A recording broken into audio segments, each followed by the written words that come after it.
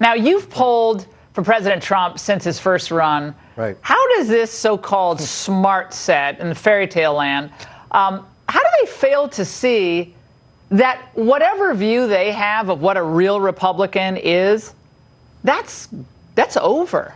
Exactly. I don't think it's ever coming back. No, they've totally lost touch because you already mentioned they lost the 2008 and 2012 race to Barack Obama.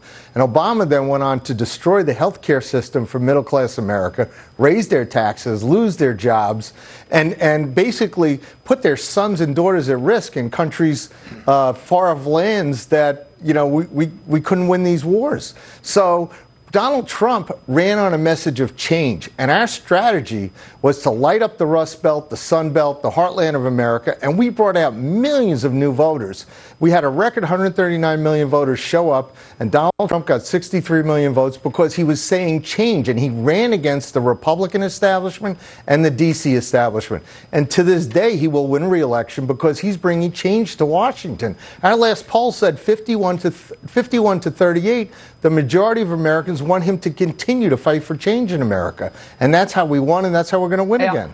And Tom, yet the old Bushies, and there are a lot of them, and they're a lot of nice people, but some of them at least are just incapable of seeing the writing on the wall. MSNBC's Nicole Wallace, who was just irritated by Trump from the very moment because Trump took down Jeb Bush, she's now comparing Trump to, well, this mad monarch.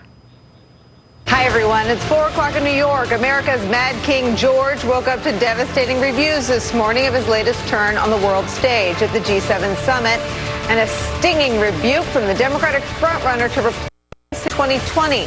All this amid growing signs that his policy schizophrenia on trade with China may be plunging the world into a global economic crisis. I mean, it's just indistinguishable from any, leftist host on any of these cable channels, Tom. But why does the most vitriolic, condemnatory language often come from this Never Trump set? Why? Well, I was trying to think, Laura, if there's any sort of precedent for this, where you have this group of folks who repudiate the president of their party in such a way.